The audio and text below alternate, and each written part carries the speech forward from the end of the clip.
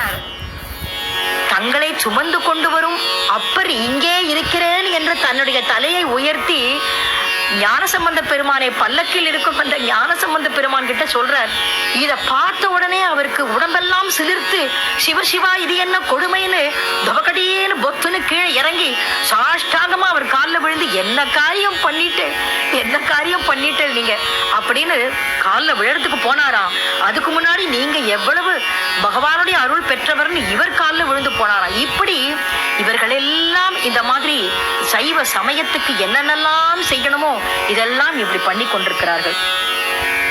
இப்படியே செய்து கொண்டிருக்கும் பொழுது மயிலையிலே சிவநேசர்னு ஒருத்தர், சிவ பக்தர் அவர். அவருக்கு ஒரு பெண் இருந்தாள்.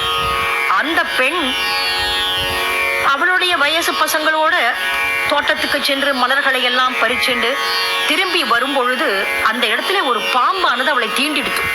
தீண்டின உடனே விஷமானது கடுமையாக உடம்பில் ஏறி அந்த பெண் இறந்து விட்டாள். அந்த பெண் இறந்த உடனே என்ன செய்யறதுனே தெரியல. அந்த பெண்ணை எரித்து இவர் முதல்ல என்ன நினைச்சிட்டு இருந்தாருன்னா, திருஞான சம்பந்த பெருமானை பற்றி கேள்விப்பட்டு என் மகளுக்கு திருஞான சம்பந்த பெருமானைத்தான் நான் திருமணம் முடிக்கணும்னு நினைச்சாரா. ஆனா அது நடக்கலையே, இந்த பெண் இறந்து விட்டாலே என்ன செய்யறதுன்னு அந்த சாம்பலை பத்திரமாக, எலும்பும் அந்த சாம்பலுமாக ஒரு குடத்தில் பத்திரமாக வச்சார். திருஞான சம்பந்த பெருமான் அந்த வழியாக வரும் பொழுது அந்த குடத்தை பத்திரமாக கொடுத்தாராம். நீங்க வெளிவாசல்ல இது எடுத்துட்டு வாங்கோ அப்படின்னு வெளிவாசல்ல எடுத்துட்டு வந்தார்.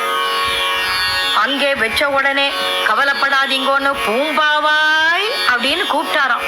அவ்வளவுதான், அந்த குடமானது படார்னு வெடிச்சு அதுல இருந்து அந்த பூம்பாவை எழுந்து 16 வயது பெண்மணியாக அவள் வந்துட்டாள்.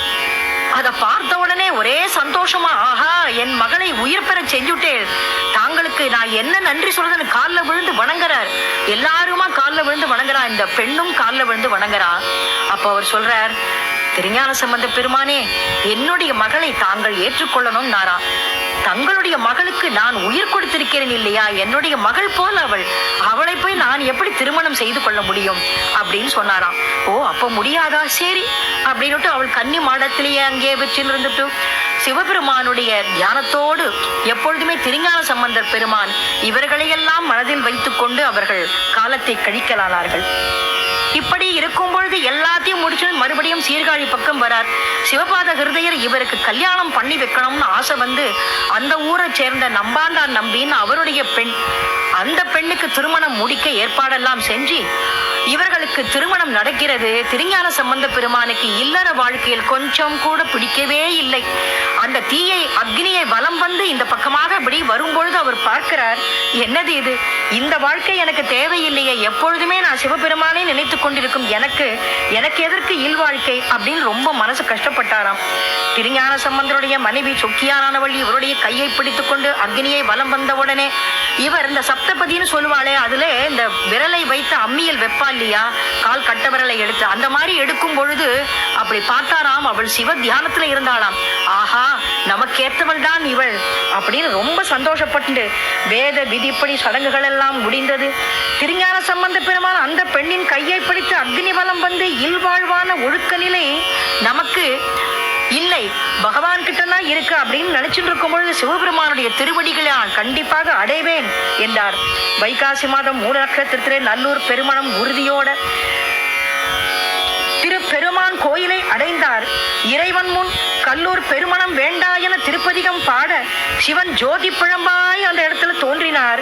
ஞான சம்பந்தா, நீயும் உன் மனைவியும் மற்றும் உன் திருமணத்திற்கு வந்தவா அத்தனை பேரையும் நீ இங்கே கூட்டுன்னு வந்திருப்பா, இந்த ஜோதியில் உள்ளே வந்து சேர்மின் என கூறி அதனுள்ளே புகுந்து இதற்கு உண்டான வாயிலையும் அவர் காட்டி நின்றாராம்.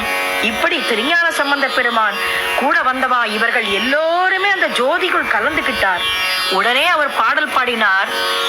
காதலாகே கசிந்து என்ற பதிகத்தை பாடி இறைவனோடு ஜோதியிலே கலந்து விட்டார். தென்னாடுடைய சிவனே போற்றி என்ற ஆட்டவர்க்கும் இறைவா போற்றி, நம பார்வதி பதையே ஹர ஹர மகாதேவா, வெற்றிவேல் முருகனுக்கு ஹரோகரா.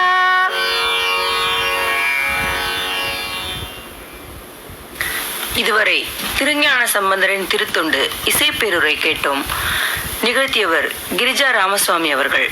வி. வி. ஸ்ரீனிவாசராவ் அவர்கள் வயலின், காரக்குறிச்சி என். மோகனராமன் அவர்கள் மிருதங்கம்.